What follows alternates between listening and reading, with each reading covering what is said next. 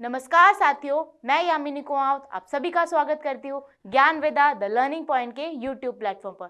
तो आज है 10 दिसंबर, जिसका करंट अफेयर्स हम डिस्कस करेंगे। उससे पहले मैं आपको बताना चाहती हूँ, हमारा ज्ञान वेदा का ऐप भी है जो आपको प्ले स्टोर पर मिल जाएगा।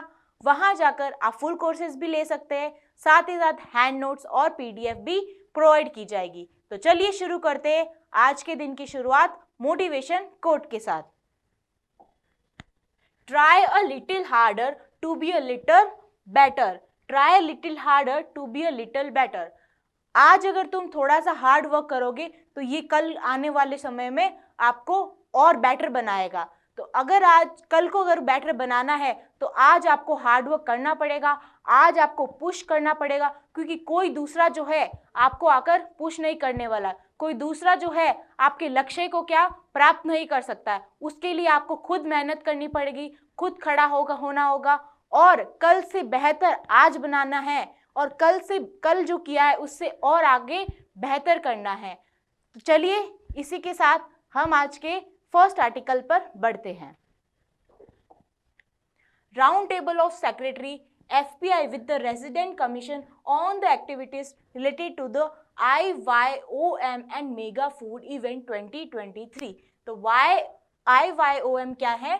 तो ये है इंडियन ईयर ऑफ मिलेट्स मनाने का। IYOM की बात करते हैं तो ये है international year of millet 2023 and mega food event जो है इसकी कॉन्फ्रेंस हुई है राउंड टेबल सेक्रेटरी। तो ये IYOM की बात करते हैं तो ये इवेंट जो है वो क्या प्लेटफॉर्म प्रोवाइड करता है? ये स्टेट एंड यूटी को प्लेटफॉर्म प्रोवाइड करता है in the opportunity with related to the global and domestic business के अंदर। ठीक है, अगर हम IYOM की बात करते हैं तो हम जो है नेक्स्ट ईयर मिलेट्स ईयर जो है मनाएंगे, जिसको जो है सुपर ग्रेन का भी बोला गया है कि सुपर ग्रेन है। ये इंडिया के द्वारा इसको क्या बोला गया है? ये एक सुपर ग्रेन है जिसका जो है दिवस हम नेक्स्ट जो है ईयर जो है मनाने वाले हैं। ये जो है क्या करेगा? ये जो है सप्लायर्स और परचेजर और टेक्निकल प्रोविजन को क्या करेगा? जनरेट करेगा और इन्वेस्ट करेगा और इंटरेस्ट को क्या करेगा? इसका जो इंटरेस्ट अक्रॉसली क्या करेगा? वर्ल्ड के अंदर फैलाएगा। जो value of food processing and food retail sector के अंदर ये क्या करेगा? फूड सिक्योरिटी को क्या करेगा? फूड सिक्योरिटी को भी इसको क्या करेगा? ये रेज करेगा इस चीज को। हम बढ़ते हैं यहाँ पे। The agenda of the round table was to apprise the ministry plan action for the propose mega food event और to state and UT and discuss the possible area of collaboration को कितना पॉसिबल एरिया में हम फैला सके, कौन से mega food event को। तो इसके अंदर बोला गया है कि किस तरह से यूटी और स्टेट के अंदर इस कोलैबोरेशन को हम बढ़ा सकते हैं। इसमें यहाँ बात की है। During the key note address the secretary FPI जो फूड प्रोसेसिंग इंडस्ट्री की सेक्रेटरी है, इन्फॉर्म किया है the RCS that mega event would be organized in October 2023 and is being envisaged on much larger scale than the event earlier organized। जो पहले organise earlier किया था इसको उससे ज़्यादा क्या करना है? इसको और ज़्यादा लोगों के साथ में इसको फैलाना है कि हम जो है नेक्स्ट ईयर मिलेट्स डे जो है ईयर सेलिब्रेट करने वाले हैं। तो इसके अंदर जितना हो सके जो है कंट्रीब्यूशन लेके आए, एज अ प्राइवेट सेक्टर आप हो सकते हो, as a volunteer, as a student, as a आप कह सकते हैं स्टार्टअप कंपनी, एज अ कोई आप कह सकते हो तो जो परचेजर होता है उसके अंदर इसमें रिटेल सेक्टर्स हो गए। इसमें यहाँ पे सबको जो है एकजुट आने की बात कही है और इसको जो है और बढ़ावा देने के लिए इसमें इस मीटिंग में बोला है। This event would be providing a platform for the state and UT कि वो अपना जो है क्या कर सके, अपॉर्चुनिटी जो है क्या कर सके, दिखा सके, इंटरेक्ट विद द ग्लोबल और डोमेस्टिक बिजनेस के साथ में ग्लोबली क्या कर सके, कनेक्ट कर सके as a supplier, purchaser and technology provider for collaboration and generate investment generate कर सकता है and sourcing the interest across the value chain of food processing and food retail sector के अंदर क्या करने वाला है? ये इंटरेस्ट को और वैल्यू चेन बनाने वाला है। अगर हम इंटरनेट यहाँ की मिलेट्स की बात करते हैं, किसकी? अगर हम जब मिलेट्स की बात करते हैं तो इंडिया जो है वो ग्लोबली में कितना शेयर करता है मिलेट्स का?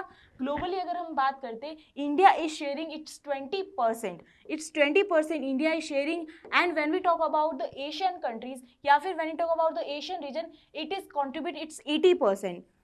How much it contributes? 80% of the millets. And when we talk about the other countries, तो इसके अंदर जो है इंडिया के साथ में चाइना भी क्या करती है, इसके साथ में जो है मिलेट्स का एक कह सकते सप्लायर भी बड़ा सप्लायर है। ये क्या करता है? It is making the awareness about the benefit of the millet and millet based value product. तो ये मिलेट्स के बेस्ड जो वैल्यू, इसका क्या वैल्यू है और इसके न्यूट्रिशन की बात करता है कि इसमें जो है न्यूट्रिशन बहुत है, it is having access nutrition and it is less expensive. कितना है ये? क्या है? लेस एक्सपेंसिव भी है, इट इज लेस एक्सपेंसिव। तो ये दाम भी इसका कम है और ये है जो क्या कहते हैं, इसकी न्यूट्रिशन क्वालिटी भी क्या अच्छी है। And it is rich in calcium and magnesium. और ये किसके अंदर रिच है? And it is rich in calcium and magnesium के अंदर भी ये रिच है। तो यहाँ पे इंडियन ईयर ऑफ मिलेट, और यहाँ पे जो है हियर 70 कंट्रीज जो है इसने पार्टिसिपेशन लेने का भी बात किया है। हियर 70 कंट्रीज जो है यहाँ पे पार्ट लेने का यहाँ पे इसमें बात की है। तो ये इंटरनेशनल ईयर ऑफ मिलेट हम नेक्स्ट ईयर जो है सेलिब्रेट करने वाले हैं। तो food processing organisation of United Nation की द्वारा इसको सेलिब्रेट किया जाएगा, ठीक है। फूड एंड एग्रीकल्चर ऑर्गेनाइजेशन की हम बात करते हैं। If when we talk about the food and agriculture organisation, इसका जो हेडक्वार्टर कहाँ है? इसका हेडक्वार्टर है रोम, इटली के अंदर। Where it is in the Rome, Italy के अंदर, जो यूनाइटेड नेशन की एक कह सकते हैं उसके अंदर एक ऑर्गेनाइजेशन है, स्मॉल ऑर्गेनाइजेशन है, वो उसका हेडक्वार्टर कहाँ है? It is in the Rome, Italy के अंदर। तो चलिए बढ़ते हैं नेक्स्ट क्वेश्चन पर। यह आयोजन राज्य और केंद्र शासित प्रदेशों के राज्य केंद्र शासित के विशिष्ट अवसरों के प्रदर्शित करने सहयोग के लिए वैश्विक और घरेलू व्यापार के नेताओं, आपूर्तिकर्ताओं, खरीदारों और प्रौद्योगिकी प्रदत्त को साथ बातचीत करने और निवेश करने के लिए ये एक मंच प्रदान करता है। In a significant infrastructure milestone for India and boost countries health, countries की हेल्थ को बूस्ट करने के लिए यहाँ पे जो है इंडिया के द्वारा माइलस्टोन एक अच्छा जो है कह सकते हैं यहाँ पे एक महत्वपूर्ण अवसंरचनात्मक उपलब्धि और देश के स्वास्थ्य अनुसंधान को बढ़ावा देने के लिए यहाँ पे जो है प्राइम मिनिस्टर नरेंद्र मोदी ने एक फाउंडेशन स्टोन लगाया है for the national institute of one health in Nagpur. तो नागपुर के अंदर ये वन हेल्थ नेशनल इंस्टीट्यूशन बनाने की यहाँ पे किसने बात की है? यहाँ पे पीएम ने बात की है, to boost the health sector को बूस्ट करने के लिए बात की है। क्या? हेल्थ सेक्टर को बूस्ट करने के लिए बात की है। जब हम बात करते हैं, जब पैंडेमिक आया था तब हमें पता चला कि हम जो है हेल्थ के सेक्टर में बहुत मिनिमम मतलब बहुत ज़्यादा जो है हम जो है उसमें कम कंट्रीब्यूशन करते हैं, जीडीपी का बहुत कंट्रीब्यूशन कम है। तो इसी के मध्य रखते हुए यहाँ पे ये लिखा है, इंस्टीट्यूट जो है फोकस करेगा कि increasing the preparedness and laboratory capabilities for identical of novel and unknown zoonotic disease. जो जूनोटिक डिजीज होती है उसके अंदर क्या करने की बात की है? यहाँ पे फोकस किया है कि इसके अंदर हमें लैब्स बनानी पड़ेगी और इस जो डिजीजेज है, जैसे कि आप देख सकते कोविड-19 आया, ऐसे डिजीजेस को क्या करना चाहते हैं, ये जो है ख़त्म करना चाहते हैं, उसको जल्दी से उसके लिए हम कह सकते हैं एक ऑप्शन रखना चाहते हैं अल्टरनेटिव, जिससे क्या हो सके, ये है इसके लिए ये कैपेबिलिटी बनाए जिसको ये क्या कर सकता है, फोकस कर सकता है उस डिजीज को जो फैलती जाएगी तेजी से। तो PM will also inaugurate centre for research management and control for hemoglobinopathies which will play a leading role in research on hemoglobinopathies and similar disease in the countries। जो hemoglobinopathies के द्वारा जो डिजीज हो रही है उसको क्या करेगी, उसको भी ये क्या करेगी, इसके अंदर देखने की बात करेगी, उसको भी प्रिवेंट करने की बात करी है। स्वास्थ्य उपन्यास और अज्ञात जूनोटिक एजेंटों की पहचान के लिए तैयारियां और प्रयोगशाला क्षमताओं पर ध्यान केंद्रित करेगा। पीएम जो है हीमोग्लोबिनपैथी के अनुसंधान प्रबंध और नियंत्रण केंद्र भी उद्घाटन करेगा, जो देश में हीमोग्लोबिनपैथी इस तरह से ये करेगा। तो यहाँ पे फोकस करेगा लेबोरेटरी पे, यहाँ पे बायोसेफ्टी लेबोरेटरी बनाई जाएगी। क्या बनाई जाएगी? बायोसेफ्टी लेबोरेटरी भी बनाई जाएगी। यहाँ पे जो है बायोसेफ्टी लेबोरेटरी भी बनाई जाएगी जो क्या करेगी, हेल्थ को जो है यहाँ पे बेटर कंट्रीब्यूशन करेगी। वहाँ पे बेटर स्ट्रेटजीज बनाने की बात करेगी कि किस तरह से हम जो है डिजीज को कंट्रोल कर सकते हैं, किस तरह से हम डिजीज को प्रिवेंट कर सकते हैं। और अगर बात करते हैं तो हाल ही में जो है ट्राइबल कम्युनिटीज के अंदर जो है सिकल नाम की डिजीज जो है वो चल रही है। कौन सी? सिकल सेल डिजीज नाम एक डिजीज है जो क्या कर रही है, जो सेंट्रल इंडिया है उसके अंदर ट्राइबल्स के अंदर ये 35% तक बढ़ती जा रही है। तो उसको भी लेकर जो है क्या करेगी, इंटरनेशनल एक्सीलेंस ऑफ जो है ये हमारी दैट इज द ये centre for research and management control यहाँ पे क्या करेगी, इसको भी प्रिवेंट करने की यहाँ पे बात कही गई है। अगर हम हेल्थ की बात करते हैं तो इंडिया के अंदर जो है आयुष्मान मिशन भी बनाया गया है। आयुष्मान मिशन जिसके तहत हेल्थ के सेक्टर में हम क्या करते हैं, रूरल पीपल्स को क्या प्रोवाइड करते हैं, हेल्थ सिक्योरिटीज प्रोवाइड करते हैं, हेल्थ के हम कह सकते हैं उनको जो मेडिसिन इक्विपमेंट्स होते हैं वो प्रोवाइड करते हैं। और हम बात करते हैं नेशनल हेल्थ मिशन भी बनाया हुआ है जिसके दौरान हम हेल्थ के अंदर क्या करते हैं, हेल्थ के अंदर कंट्रीब्यूट करते हैं। नेशनल हेल्थ मिशन की बात करता है। तो आगे बढ़ते हैं हम हमारे नेक्स्ट आर्टिकल के ऊपर। The Pradhan Mantri national apprenticeship mela to be conducted in 197 district in India. तो प्रधानमंत्री राष्ट्रीय शिक्षुता मेला भारत के 197 जिलों में आयोजित किया जाएगा। ये मेला जो है ये क्या करता है, यूथ को क्या करता है, यूथ के पार्टिसिपेशन को बढ़ावा देता है। क्या देता है, यूथ के पार्टिसिपेशन को बढ़ावा देने की बात करता है। यहाँ पे बात करते हैं the Mela will begin in 25 state और 197 डिस्ट्रिक्ट को कवर करेगा। And the several local business भी, काफ़ी जो लोकल बिजनेस होते हैं यहाँ पे वो आएंगे और यहाँ पे इनवाइट किया गया है मेला के अंदर एंड प्रोवाइड इट्स अपॉर्चुनिटी तो यूथ। इसका मतलब क्या होता है कि इसका मतलब ये होता है जो खुद की जो एक आर्ट होती है, खुद ने जो अपने कल्चर के द्वारा क्या क्या आर्ट स्किल जो है डेवलप की गई है उसको यहाँ पे दिखाने की बात की गई है। और इसके द्वारा क्या होगा, ये हमारे इकोनॉमी के अंदर ग्रो करेगा। जिस वजह यूथ यहाँ पे पार्ट लेंगे तो इकोनॉमी के अंदर ग्रोथ होगा और हमारा इंडिया का क्या यही जो है फ्यूचर दिखाएगा। तो जब हम बात करते हैं यूथ की, यूथ जो है, यूथ ही क्या है, इंडिया का जो है आने वाला फ्यूचर जो है वो क्या करता है, आने वाला फ्यूचर यही बनाते हैं। As a part of the prime minister Shri Narendra Modi vision to boost career opportunity, यहाँ पे क्या करेगा, यूथ्स के लिए कैरियर की अपॉर्चुनिटी को क्या करता है, बूस्ट करता है। In the youth under the skill India mission के अंदर the minister of skill development entrepreneurship यहाँ पे होल्ड कर रहा है and will hold the Pradhan Mantri national apprenticeship Mela on December 12th, 2022 across the 197 location in 25 states and union territories. तो यहाँ पे मेनली क्या करता है, इंडिविजुअल भी क्या कर सकता है, यहाँ पे हम बात करते हैं तो यहाँ पे पार्टिसिपेशन एक ग्रुप भी ले सकता है। अगर हम बात करते हैं कंपनी भी यहाँ पार्टिसिपेशन ले सकती है और एक इंडिविजुअल भी क्या कर सकता है, एक जो है वो क्या कर सकता है, रजिस्टर कर सकता है अपने आप को यहाँ पे पार्ट लेने की बात कही। तो इनके द्वारा एक पोर्टल बनाया हुआ है जिसके द्वारा क्या करते हैं, they all the people were contributing and they were all registering their यहाँ पे इनका नाम, ये कंट्रीब्यूट करता है इकोनॉमिक और future sustainable mode of skill development को बूस्ट करता है। और यहाँ पे बोला गया है दैट द कम से कम 1 मिलियन पीपल्स यूथ जो है यहाँ पे क्या होते हैं, दे वर द एनकरेज, वो यहाँ पे एनकरेज होते हैं और ट्रेनिंग और यहाँ पे उनके खुद के यहाँ पे जो है इनकी द्वारा जो है ट्रेनिंग यहाँ पे मिलेगी इनको। और हम बात कर सकते हैं यहाँ पे किसकी, तो ये इकोनॉमी के अंदर काफ़ी कंट्रीब्यूशन लाएगा। और यहाँ पे इनके जो यूथ है, यूथ का जो खुद का मिशन होता है एज अ ओन मिशन, तो यूथ का मिशन भी क्या होगा, यूथ का मिशन भी यहाँ पे फुलफिल होने की बात कही है। जब हम बात करते हैं यूथ की बात आई है तो हम बात करते हैं इंटरनेशनल यूथ डे कब मनाया जाता है। इंटरनेशनल यूथ डे सेलिब्रेट कब किया जाता है, ये किया जाता है 12 अगस्त को। कब किया जाता है, 12 अगस्त को। And when we talk about the national youth day, national youth day कब मनाया जाता है, नेशनल यूथ डे मनाया जाता है किसको याद करके मनाते, हम स्वामी विवेकानंद जी को याद करके नेशनल यूथ डे मनाते हैं 12 जनवरी को। कब मनाते हैं, 12 जनवरी को हम जो है नेशनल यूथ डे मनाते हैं। और इस बार की बात करते हैं तो इसकी थीम क्या रखी गई, it's all in mind. Theme क्या रखी गई है, तो इस बार थीम रखी गई है, इस बार थीम रखी गई इट्स ऑल इन माइंड।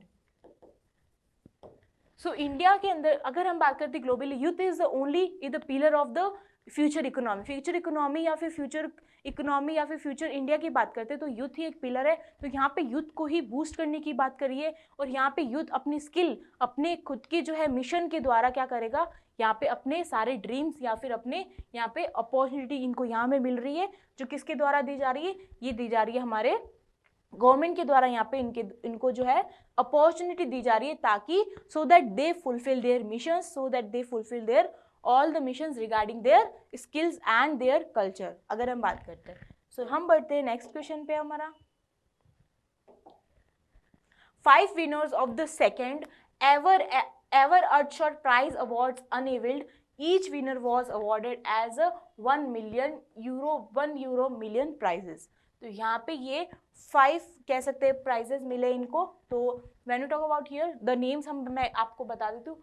खेती of the India, Mukuru clean stoves Kenya, Notpla United Kingdom, indigenous women of the Great Barrier Reef Australia को इनको मिला है, एंड 44.01 ओमान को यहाँ पे ये क्या मिला है, the Earthshot prize of Boston जो 2022 के अंदर हुआ है। So it is more of talking about the climate change, जो क्लाइमेट चेंज के अंदर किस तरह से हम क्लाइमेट को क्या कर सकते हैं, किस तरह से हम क्लाइमेट को प्रोटेक्ट कर सकते हैं, किस तरह से क्लाइमेट के अंदर सस्टेनेबिलिटी लेके आए, क्या लेके आए, सस्टेनेबिलिटी लेके आए।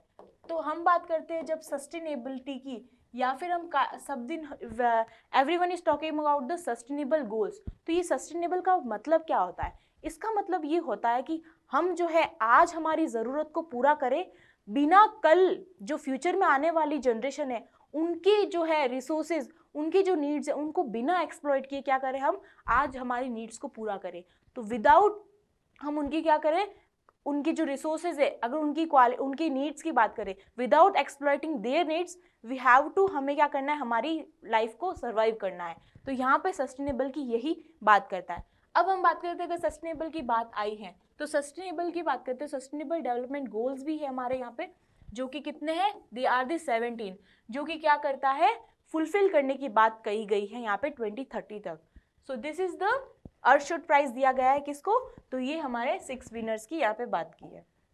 आगे बढ़ते हुए, department of animal husbandry implement the dairy development scheme to improve milk availability. तो मिल्क की अवेलेबिलिटी को इम्प्रूव करने की यहाँ पे क्या बात की है, डिपार्टमेंट ऑफ एनिमल हस्बेंड्री ने यहाँ पे बात की है। National programme for the daily, यहाँ पे अगर बात करें तो इन्होंने जो है 5 पॉइंट्स यहाँ पे रखे हैं टू इम्प्रूव दिस। तो national programme for dairy development हुआ है, dairy processing and infrastructure development fund बनाया जाएगा, सपोर्ट करेगा dairy cooperatives and farmer producer organisation जो एंगेज है डेयरी एक्टिविटीज़ के अंदर, जो डेयरी एक्टिविटीज़ के अंदर जो फार्मर जो कंट्रीब्यूट करते हैं, जो अपना क्या करते हैं, देवर एंगेज इन दैट, तो वहाँ पे क्या करता है ये डेयरी कोऑपरेटिव सपोर्ट करती है, उनको एज अ फंड भी प्रोवाइड करती है। तो यहाँ पे animal husbandry and infrastructure development fund बनाया और राष्ट्रीय गोकुल मिशन भी यहाँ पे बात कही गई। ये जो है 5 पॉइंट्स पे एनिमल हस्बेंड्री डिपार्टमेंट ने बात की है कि यहाँ पे ये क्या करेगा, इनके अंदर जो है ये क्या करेगा, दूध की हम कह सकते हैं उपलब्धता या फिर उसके अंदर सुधार के लिए डेयरी विकास योजना के अंतर्गत यहाँ पे बात कही गई है। आगे बढ़ते, BE organise national conclave on accelerating energy efficiency in micro small medium sector enterprises. तो यहाँ पे हम BEE की बात करते हैं, किसकी, BEE। तो ये क्या है, ये है bureau of energy agency, energy efficiency, sorry, ये क्या है, ब्यूरो ऑफ एनर्जी एफिशिएंसी। तो the minister of the state Shri Krishan Pal Gurjar and Shri Bhanu Pratap Singh Verma inaugurate the national conclave on accelerating energy efficiency in MSME and India host second largest based for MSME। ये बताए कि India जो है MSME का वर्ल्ड के अंदर second largest ऐसी इंडिया है कंट्री जो MSME को होल्ड करती है, जो कि सेकेंड नंबर पे आती है, जो इतनी क्वांटिटी के अंदर या फिर इतना पार्टिसिपेशन हमारे इंडिया के अंदर माइक्रो स्मॉल मीडियम एंटरप्राइजेस का है and in the world and has the largest contribution to GDP। और GDP के अंदर भी काफ़ी जो है MSME का कॉन्ट्रीब्यूशन यहाँ पे बताती है। Highlights of the conclave includes the technology exhibition, session on thought-provoking deliberations with the decision makers and other key actors in the MSME sectors. More than 200 participation from various sector attending this event. तो यहाँ पे काफी जो है MSME के अंदर बोला गया है कि MSME जो है अपना काम तो करे, बट ये क्या करे, एनर्जी एफिशिएंसी, मतलब जो क्लाइमेट चेंज हम बात करते रहते हैं उसके अंदर एनर्जी के अंदर एफिशिएंसी लाकर ये क्या करे, अपना जो है काम करते रहें. तब जब हम बात करते हैं यहाँ पे ये स्ट्रेंथ करती है और इम्प्लीमेंट करती है हमारे किसको, ये स्ट्रेंथ और इम्प्लीमेंट करती है MSME. या फिर हम बात करते हैं future scale up in the future के अंदर क्या करती है, ये स्ट्रेंथ करती है किसको, स्ट्रेंथ करती है किसको, स्ट्रेंथ करती है, तो ये स्ट्रेंथ करने की बात करती है एनर्जी एफिशिएंसी इन MSME के अंदर की, ये करना चाहिए हमको. और अगर हम बात करते हैं इसकी सेक्टर के अंदर ही, तो यहाँ पे जो है आपको पता ही होगा कि हाल ही में जो COP26 हुई थी, COP26 कहाँ हुई थी, तो COP26 हुई थी जहाँ पे की बात करते हैं तो ये इजिप्ट के अंदर जो COP26 हुई थी, यहाँ पे इंडिया ने बात की थी कि there is only a one mantra for the climate change, that is the lifestyle for, ये लिखाया था इन्होंने, दिस लाइफ निकाला था, it means the lifestyle for environment, lifestyle for environment. तो ये इंडिया के द्वारा PM के द्वारा ये किया गया था. और बात करते हैं तो अगले साल जो है इंडिया क्या करने वाली है, next India will host G20, next India will host G20 प्रेसिडेंशियलशिप. तो यहाँ पे इंडिया जो है किसके ऊपर बात करती है, इसकी थीम है one world one family and one future की यहाँ पे बात करता है. वसुदेव कुटुंबकम, क्या बात करता है यहाँ पे, वसुदेव कुटुंबकम, वन वर्ल्ड और we can say that one earth. तो यहाँ पे ये क्या बात करता है, वसुदेव कुटुंबकम की भी यहाँ पे बात करता है, जो कि क्या करता है, एक एज ए गाइडिंग प्रिंसिपल हमें बताया है कि as a guiding principle in climate change और एनर्जी को किस तरह से हम एफिशिएंटली यूज कर सकते हैं, क्या कर सकते हैं, किस तरह से हम जो एनर्जी को क्या कर सकते हैं, एफिशिएंटली यूज कर सकते हैं. तब जब हम यहाँ पे बात करते हैं, यहाँ पे MSME के लिए जो है फॉर द एनर्जी एफिशिएंसी उन्नति स्कीम भी लेके आए हुए हैं. कौन सी उन्नति scheme for the MSME, so that they accelerate their energy as efficiently in their sectors, in their enterprises. When we talk about the industry sector, industry जो है वो हम कह सकते हैं ये जो है काफ़ी एनर्जी को एक्सप्लॉइट करती है या फिर काफ़ी ज़्यादा यूज़ करती है without taking care of the climate को बिना मध्य रखते हुए क्या करती है, काफ़ी जो है एनवायरनमेंट को एक्सप्लॉइट करती है इंडस्ट्री सेक्टर. तो यहाँ पे इंडस्ट्री को भी एज ए एनर्जी को अंदर एफिशिएंटली यूज़ करने के लिए यहाँ पे क्या बात करता है. This is the article which is talking about the bureau of energy efficiency ने बोला है कि MSME को किस तरह से क्या किया जाए, कि MSME को किस तरह से एनर्जी एफिशिएंटली यूज किया जाए उसके एंटरप्राइजेस के अंदर. जब हम बात करते हैं MSME की, when we talk about the MSME, तो MSME जो है वो 45% क्या करता है, it is giving 45 manufacture in the India. And when we talk about its employment, ये कितना एम्प्लॉयमेंट देता है, तो it is giving its 20 to 30% of employment and 110 million people are engaged in the MSME sectors. 110 people are engaged in the MSME sectors. So next article, a sum of rupees 164.57 crore released to state duty for the construction of sanitation facility in the Anganwadi sectors, Anganwadi centers. A sum of कितना 164.57 crore rupees जो है दिया जाएगा, ये release किया state और union territories के अंदर, ताकि जो है वो क्या करे, सैनिटेशन फैसिलिटी कर सके in the anganwadi sector, in the anganwadi sector. The number of anganwadi sectors की बात करते हैं तो ये जो है when we talk about the 30 June 2022 का अगर हम डाटा देखते हैं तो इसके अकॉर्डिंग हमारे इंडिया के अंदर कितनी है, it is the 13,91,412 anganwadi centres है. कितनी है, 13,91,412 lakh. And when we talk about here कौन से स्टेट का सबसे ज्यादा, तो जब हम बात करते हैं यूपी के अंदर जो है 1 लाख से ऊपर भी क्या है आंगनवाड़ी सेंटर्स है. What is anganwadi centre. Anganwadi centre क्या करता है, ये फूड सिक्योरिटी प्रोवाइड करता है। फूड सिक्योरिटी या फिर हम कह सकते हैं हेल्थ के सेक्टर में क्या करता है, रूरल इंडिया को जो है क्या करता है, प्रोवाइड करता है।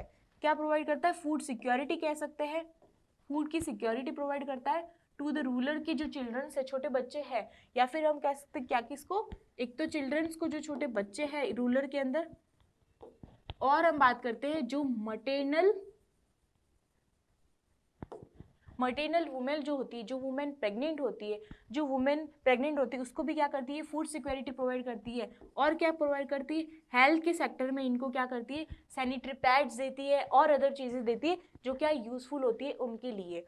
जब हम बात करते हैं यहाँ पे चिल्ड्रंस की, तो चिल्ड्रन को यहाँ पे क्या दिया जाता है, कुक्ड फूड दिया जाता है। क्या दिया जाता है, कुक्ड मील दी जाती है, इनको कुक्ड फूड दिया जाता है ताकि वो उनका न्यूट्रिशन क्या कर सके, गेन कर सके, न्यूट्रिशन अपना गेन कर सके। तो यहाँ पे जो है क्या बात की गई, आंगनवाड़ी के द्वारा चिल्ड्रंस को और मटेरियल जो मदर्स होती है, जो मटेरियल वुमेन्स होती है, यहाँ पे इनको क्या प्रोवाइड करती है, they are providing their health facility, और हम कर सकते हैं तो फूड के अंदर सेफ्टी प्रोवाइड करती है। जब हम बात करते हैं यहाँ पे चिल्ड्रंस की, तो यहाँ पे जो है हमारे डीपीएसपी में भी director principle of state policies है कॉन्स्टिट्यूशन के अंदर, जहाँ पे ये लिखा हुआ है कि न्यूट्रिशन प्रोवाइड करना जो है एक स्टेट की ही रिस्पॉन्सिबिलिटी होती है। तो इसके दौरान जो है यहाँ पे आंगनवाड़ी सेंटर्स भी लिए गए, जो कि बहुत बिग स्टेप्स है, या फिर हम कह सकते हैं it is the bridge between the urban और रूरल के बीच में, जो हम कह सकते हैं, जो हम देखते हैं there is differences between their nutrition quality. तो यहाँ पे क्या करता है, इसको कम करने की यहाँ पे एक स्टेप लेके आता है। तो चलिए आगे बढ़ते हैं नेक्स्ट पे। Ghar go home and reunite portal developed and launch by NCPCR to digitally monitor and track the restoration and reparation of the children. तो यहाँ पे घर गो होम और रीयूनाइट पोर्टल जो है NCPCR के द्वारा जो है बनाया गया है, जो कि डिजिटल रूप से बच्चों की बहाली और प्रत्यावर्तन की निगरानी के लिए विकसित और लॉन्च किया गया है। तो यहाँ पे बात करते हैं तो क्या निकाला इन्होंने, Ghar go home and reunite portal launch किया है। जब हम बात करते हैं NCPCR की, this is the national commission for the protection of child right has develop and launch a program name Ghar go for the restoration reparation of the child.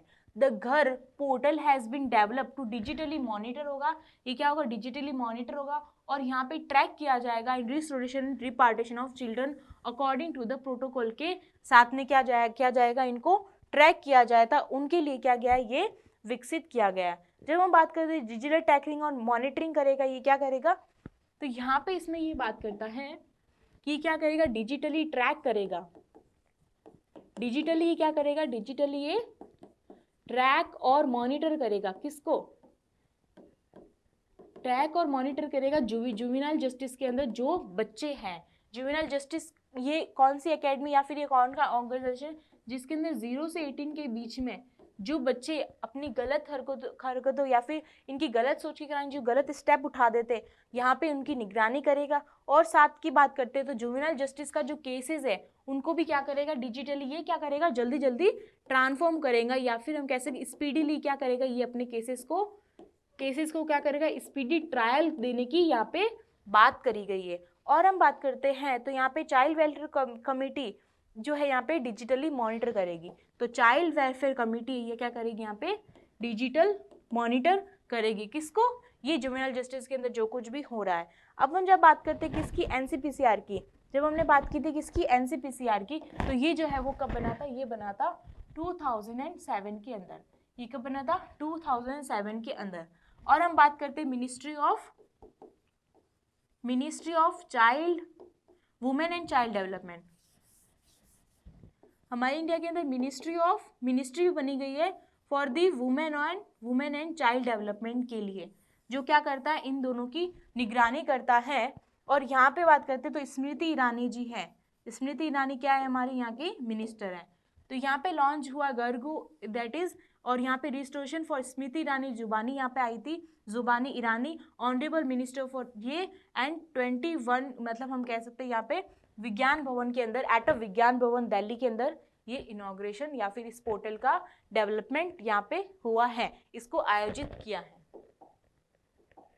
Next question पे बढ़ते हैं। International Lusophone festival held from 3 to 6 December in Goa. तो गोवा के अंदर क्या है, international लुसफॉन दिवस मनाया गया है। Ministry of external affairs in partnership with the Indian council of culture and relations and the Goa government organized the international Luzfon festival in the Goa from 3rd to 6th December के बीच में मनाया है। This festival seek the further India's connect with the Luzfon world के अंदर क्या करता है, ये कनेक्ट करता है। जब हम बात करते हैं यहाँ पे जो है, हम बात करते हैं गोवा की, तो गोवा जो है पोर्चुगीज पीपल के अंदर, पोर्चुगीज पीपल यहाँ पे ज़्यादा रहते हैं, तो यहाँ पे इनको जो है वर्ल्ड के साथ में क्या करता है, पोर्चुगीज पीपल को कनेक्ट करता है। ये क्या करता है यहाँ पे, इसमें इंटरनेशनल, इसके द्वारा, इसीलिए क्या है, इनके कल्चर को किस तरह से अपना कल्चर शो करे, किस तरह से अपने कल्चर को जो है आगे इंटरनेशनली बता सके, तो यहाँ पे ये क्या करता है, कल्चरली कनेक्ट करता है अपने आप को दूसरे स्टेट्स के साथ में भी, दूसरे पीपल्स के साथ में भी, और ग्लोबली भी यहाँ पे ये बात करता है। तो ये लुसफॉन दिवस कहाँ मनाया जा रहा है, ये मनाया जा रहा है जो गोवा के अंदर। और अगर हम बात करते हैं हाल ही के दिवस, तो हाल ही में जो है सोनजाला दिवस भी मनाया गया है। एक सोनजाला जो है डे मनाया गया है, सोनजाला डे जो जम्मू एंड कश्मीर के अंदर सेलिब्रेट किया गया है। और अगर हम बात करते हैं तो हाल ही में जो है, हाल ही में जम्मू कश्मीर में ट्राइबल विंटर फेस्टिवल भी बनाया गया है।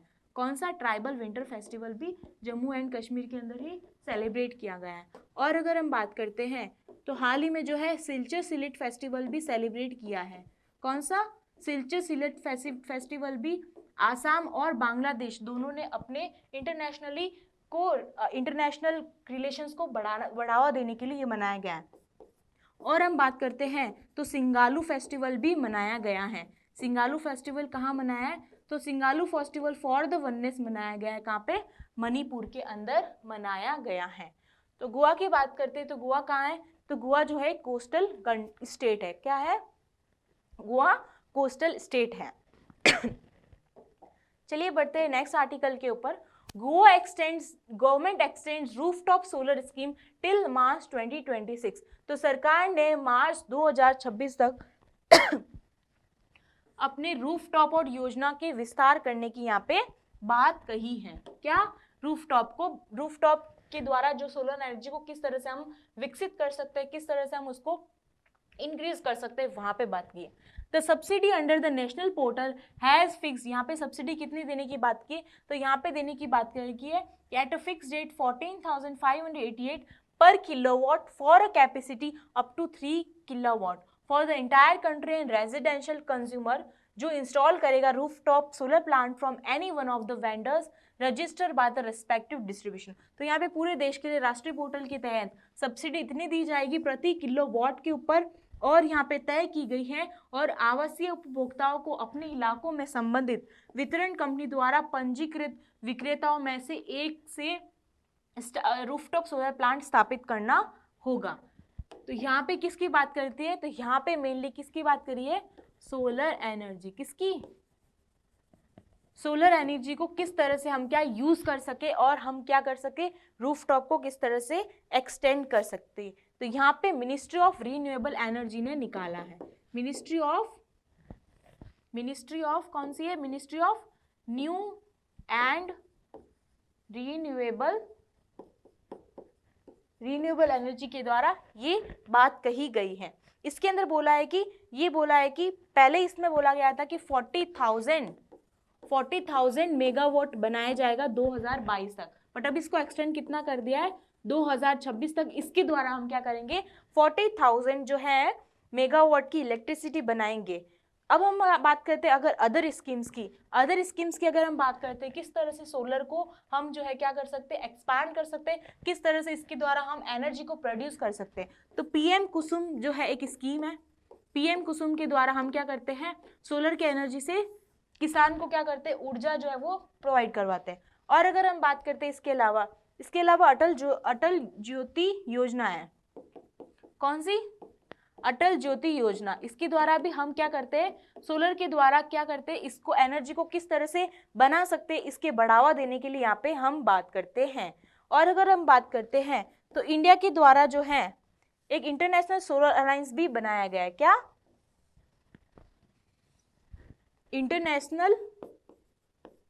इंटरनेशनल सोलर अलायंस भी एक इंडिया के द्वारा जो बनाया गया है, जिसके अंदर क्या करती है 17 कंट्रीज जो इसका क्या करती है सपोर्ट करती है। कितनी? 17 कंट्रीज इसका सपोर्ट करती है, जिसमें ये क्या बात करता है, ये बात करता है किस तरह से सोलर को हम यूज कर सकते हैं टू मेक द एनर्जी, किस तरह से हम एनर्जी को प्रोड्यूस कर सकते हैं। तो यहाँ पे इंटरनेशनल सोलर अलायंस की बात करते हैं तो इसका हेडक्वार्टर कहाँ है? इसका हेडक्वार्टर है गुरुग्राम इसका हेडक्वार्टर है। और इंटरनेशनल सोलर अलायंस की बात करते हैं तो ये मेजरली किसके बीच में होती है? ये जो है इंडिया और फ्रांस के बीच के अंदर होती है।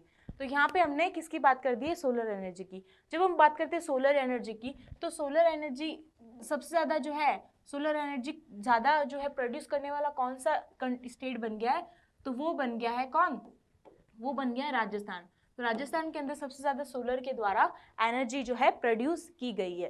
तो this is the data which I have given to you. I hope you got understand। तो चलिए आगे बढ़ते हैं नेक्स्ट स्लाइड पर। Renewables to overtake coal and become world's biggest source of electricity generation by 2025, International Energy Efficiency says in its Renewable 2022 report। तो 2022 renewable energy 2020 report आई है, इसके द्वारा ये बोला गया है कि कोल जो है रीन्यूएबल को ओवरटेक करेगा, become world biggest source of electricity. तो कोल के द्वारा हम इलेक्ट्रिसिटी प्रोड्यूस करेंगे और 2025 तक जो है कोल जो है ऐसा रीन्यूएबल एनर्जी सेक्टर बन जाएगा जिसके द्वारा हम सबसे ज़्यादा क्या करते हैं? एनर्जी जो है क्या करते हैं? जनरेट करते हैं। Renewables are one of the course to overtake coal and become the planet's biggest source of electricity generation by the middle of this decade, according to the International Energy Agency. According to its main case forecast, the International Energy Efficiency expects the renewables to account for nearly 40% of the worldwide electricity output in 2027 तक। जो 40% world के अंदर electricity जो आउटपुटली जो हमें मिलेगी वो कोल के द्वारा मिलेगी।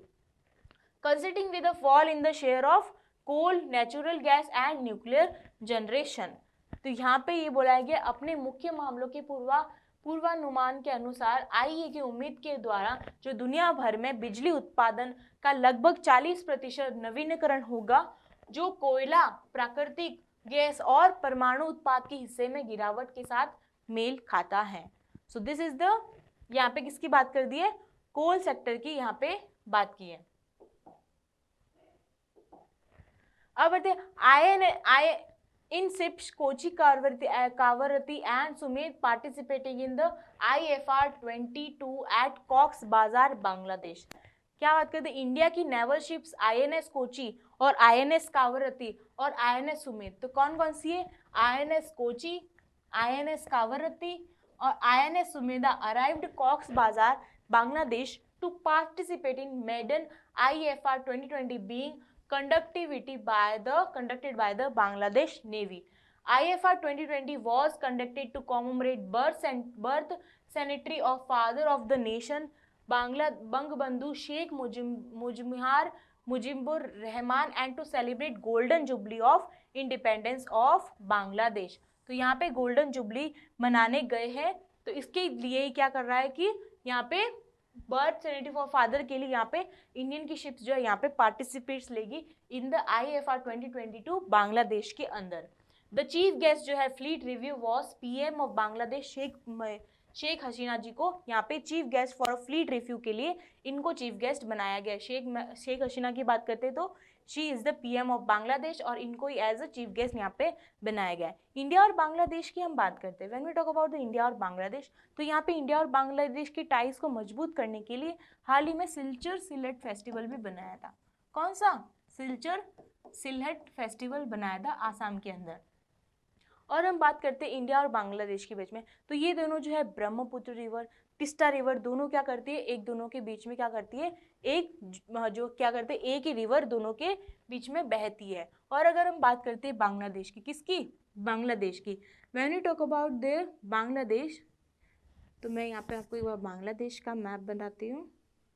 I hope you all understand. ये रहा बांग्लादेश, और बांग्लादेश जो है हमारे इंडिया के साथ कितनी सबसे जो है लॉन्गेस्ट बॉर्डर शेयर करता है, बाउंड्री शेयर करता है, that is the 4,096 point something kilometre है, जो क्या करता है, शेयर करता है। And when we talk about its relations, तो यहाँ पे दोनों जने मिलिट्री एक्सरसाइज भी क्या करते हैं, दोनों जने मिलिट्री एक्सरसाइज भी संप्रीति नाम से दोनों क्या करते, दोनों सेलिब्रेट करते, दोनों एक्सरसाइज जो है मनाते हैं दोनों मिलिट्री के अंदर। तो ये है हमारा इंडिया और बांग्लादेश की, हमने यहाँ पे बात कर दी। इंडिया और बांग्लादेश की बात करते, ये दोनों और क्या है, ये दोनों सार्क के कॉमन मेंबर्स है। किसके, सार्क के कॉमन मेंबर्स है। और जब हम बात करते हैं इंडिया और बांग्लादेश की, तो 1971 के अंदर जब बांग्लादेश के ऊपर पाकिस्तान ने अटैक किया था, जब ईस्ट पाकिस्तान पे जब अटैक किया था, तो इंडिया ने जो इनको काफ़ी हेल्प की थी। और India is the one of the state जिसने जो है बांग्लादेश को क्या किया था, बांग्लादेश को एज अ इंडिपेंडेंट घोषित किया था कि ये एक इंडिपेंडेंट कंट्री है। ठीक है, तो चलिए आगे बढ़ते हैं नेक्स्ट आर्टिकल के ऊपर। UK, Japan, Italy team up to build 6th generation war plane by 2035।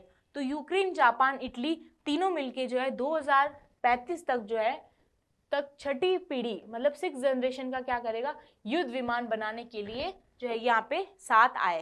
तो यूनाइटेड किंगडम, जापान और Italy December 9th announced a coalition to build a 6th generation of the fighter aircraft by 2035. Dubbed the Global Combat Aircraft Program (GCAP), development work is expected to start in 2024. 2024 के अंदर जो है इनका work start होने की बात करिए। And it is expected to replace the British Typhoons and the Japanese F2s को भी रिप्लेस कर देगा। इतनी जो है वो टेक्नोलॉजी के साथ, इतनी अच्छी टेक्नोलॉजी, इतने इक्विपमेंट्स अच्छे यूज़ करेंगे ये। तो यूनाइटेड किंगडम की बात की यहाँ पे, the global combat aircraft programme को डब किया गया है, विकास और कार्य शुरू किया है, और उम्मीद है कि इसके ब्रिटिश टाइफून और जापानी को बदलने की उम्मीद है। ओके, आगे बढ़ते हैं नेक्स्ट आर्टिकल पर। IndusInd bank enters into ₹500 crore co lending pact with the SV credit line. तो यहाँ पे इंडसइंड बैंक ने एसवी क्रेडिट लाइन के साथ 500 करोड़ रुपए के सह उधार समझौते में प्रवेश किया है। तो प्राइवेट सेक्टर जो इंडसइंड बैंक है उसने टाई अप किया है non banking finance commission SV credit, non banking finance company SV credit line to co lending the agreement of ₹500 crore exclusively to women borrowers. Mainly क्या बोला इसने, वुमेन ही बोरो कर सकती है, और वुमेन की कितनी जो है वो आय होनी चाहिए, तो यहाँ पे आय भी बताएगी इतनी जो है, इतने अगर आपके पास आय है तो वही लोग क्या कर सकता है, इसको ले सकता है। The agreement will be help rural women to access to affordable loans which they could use for the wide range of economic activities को such as agriculture, animal husbandry, trading and local manufacturing among the others। जैसे हम देखते हैं कि जिस तरह से migration हो रहा है, तो मेंस क्या करें, they were migrating from the rural areas to the urban areas for the growth, for their employment, for the job के लिए। तो क्या हो रहा है कि in the rural areas women क्या हो रही है, अपने आप को रेज करिए इन द एग्रीकल्चर सेक्टर्स और बहुत सारे इकोनॉमिक सेक्टर्स के अंदर। और अगर हम बात करते हैं, agriculture is the backbone of the Indian economy, तो हम क्या बात करते हैं, agriculture is the backbone of the Indian economy. तो यहाँ पे जो है एग्रीकल्चर के अंदर फेमिनाइजेशन हो रहा है, तो उस तरह से क्या हो रहा है कि काफ़ी सारी जो है वुमेन्स को क्या करना पड़ता है, they have to face many problems with regarding the funds की रिगार्डिंग भी। तो यहाँ पे क्या कर रहा है, ये क्या कर रहा है, प्राइवेट सेक्टर इनको फंड देने की, उनको क्रेडिट देने की, क्रेडिट लोन देने की ही बात कर रहा है। तो this is for the only to the exclusively for the women. यहाँ पे लिखा गया है कि ये जो है समझौता गैर बैंकिंग वित्त के साथ में अपने यहाँ पे किसकी बात करता है, तो यहाँ पे विशेष रूप से महिलाओं के लिए यहाँ पे बात करता है। ओके, चलिए बढ़ते आगे। आस्क इंडिया एंटरप्रेन्योर फंड जो है receives the UCIT's authorisation aims raising $500 million from the global investor. तो यहाँ पे आस्क एक इंडियन एंटरप्रेन्योर फंड है जो UCIT ऑथराइजेशन मिला, जिसका लक्ष्य वैश्विक निवेशकरण के अंदर $500 million जुटाना है। तो आस्क के capital as a part of US के ASK group one of the India's leading asset and wealth है मैनेजमेंट कंपनीज, जो इंडिया के अंदर क्या है, it is one of India's की असेट और क्या कहते हैं उसको, वेल्थ को मैनेज करता है काफ़ी ज़्यादा। And announce that they have receive authorisation from the central bank of India. Central bank of India से इनको ऑथराइजेशन मिल गया है for the first UCIT's vehicle Ask India Entrepreneur Fund.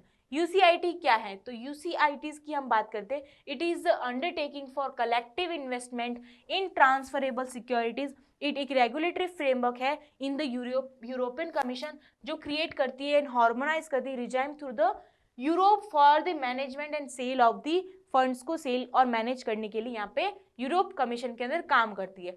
ये जो है ask flagship PMS ask India entrepreneur portfolio के अंदर which has strong track record over decade Singh Inception. तो यहाँ पे क्या करता है, ये हिस्से का बनता है और भारत के अग्रणी संबंध में एक से एक है, जहाँ पे क्या करता है UCITs उनको क्या करता है, एक फंड प्रोवाइड करता है जिसमें यहाँ पे बात कही गई है. तो ये ऐसा पहला जो है आस्क एंटरप्रेन्योर है इंडिया के द्वारा जिसको क्या मिल रहा है, बाहर से ये मिल रहा है, ये धन के प्रबंध बिक्री के लिए काम करेगा. आगे बढ़ते, प्राइम मिनिस्टर शेख हसीना जी जो है has been awarded for the title global ambassador for diabetes. तो ये ग्लोबल एम्बेसडर फॉर डायबिटीज के लिए किसको बनाया एम्बेसडर, तो ये बनाया शेख हसीना जी को in a ceremony making world diabetes congress 2022 held in Lisbon Portugal. Portugal में हाल ही में जो इनॉग्रेशन हुआ है या फिर इसको मनाया गया है, उस सेरेमनी के अंदर शेख हसीना जी को क्या बनाया गया है, इनको बनाया गया है ग्लोबल एम्बेसडर ऑफ डायबिटीज. और शेख हसीना जी की बात करते हैं तो ये 2018 में इनको जो है फॉर्ब्स के द्वारा जो 100 मोस्ट वुमेन्स के द्वारा जो 100 मोस्ट इंपॉर्टेंट वुमेन्स कह सकते हैं उनके द्वारा इनका भी क्या नाम आया था. तो फॉर्ब्स के अंदर फॉर्ब्स जो एक वुमेन्स की जो लिस्ट निकालता है 100 मोस्ट पॉपुलर वुमेन्स की जो निकालता है in the category of many, काफ़ी सारे कैटेगरी में अच्छे अच्छे काम करने के हिसाब से ये फॉर्ब्स निकालता है. तो यहाँ पे ये इनको भी जो है नामांकन किया गया है. और इस साल की बात करते हैं तो हमारे निर्मला सीतारमण जी जो है फाइनेंस मिनिस्टर निर्मला सीतारमण जी को चौथी बार जो है लगातार चौथी बार जो है फॉर्ब्स के अंदर क्या है most important 100 most important womens के अंदर इनको नामांतरित किया है. और इनके अलावा जो है 3 और जो है वुमेन्स भी इनके अंदर जुड़ी हुई है. आगे बढ़ते हैं क्वेश्चन पे, international day for commemoration dignity of victim of the crime of genocide. तो यहाँ पे नरसंहार के आधारित की पीड़ितों की स्मृति और सम्मान का अंतर्राष्ट्रीय दिवस 2022 को मनाया गया है. तो इसकी एनिवर्सरी की हम बात करते हैं किसकी, जब हम यहाँ की बात करते हैं तो इसकी जो है हाल ही में 74th एनिवर्सरी हुई है. कौन सी 74th एनिवर्सरी हुई है और 1948 से हम इसको क्या कर रहे हैं सेलिब्रेट करने जो है स्टार्ट किया है. और अगर हम बात करते हैं जीनोसाइड की बात करते हैं तो यहाँ पे इन्होंने जो है जीनोसाइड को किस तरह से प्रिवेंट करना है, जीनोसाइड को किस तरह से प्रिवेंट करना है और जीनोसाइड के लिए कन्वेंशन भी बनाया है और साथ में इंटरनेशनल डे भी मनाया है. तो ये तीनों पॉइंट्स पे इन्होंने क्या किया है, यहाँ पे बात कही गई है. क्या यहाँ पे बात कही गई और यहाँ पे बताया गया है कि रिस्पॉन्सिबिलिटी है किसकी, स्टेट की रिस्पॉन्सिबिलिटी है कि ये जो है जीनोसाइड या फिर क्राइम को कम करे. और बात कही गई कि इंटरनेशनल कम्युनिटी सब मिलकर भी क्या करे, जहाँ पे भी क्राइम हो रहा है वहाँ पे क्राइम को रोके. और अगर हम बात करते हैं इंटरनेशनल को बोला गया है that is they are telling कि इंटरनेशनली भी कोई भी स्टेट अगर जीनोसाइड के अंदर जो है जुड़ा हुआ है या फिर जीनोसाइड को प्रेज कर रहा है तो उसको भी क्या करे प्रिवेंट करने की यहाँ पे बात कही. अब जीनोसाइड की बात करते हैं तो ये क्या है, जीनोसाइड है जब ये हम किलिंग करते हैं, when we are killing one to another person, जब हम एक दूसरे को, जब एक आदमी एक दूसरे को मारता है तब हम बोलते हैं जीनोसाइड.